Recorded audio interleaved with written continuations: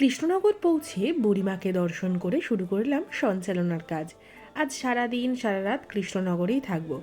পৌরসভার পক্ষ থেকে সঞ্চালনায় দুপুর থেকে বিকেল গড়িয়ে ঘট বিসর্জনের পর এলাম পৌরসভার গেস্ট হাউসে রেস্ট নেওয়ার জন্য। রুমটা খুবই সুন্দর।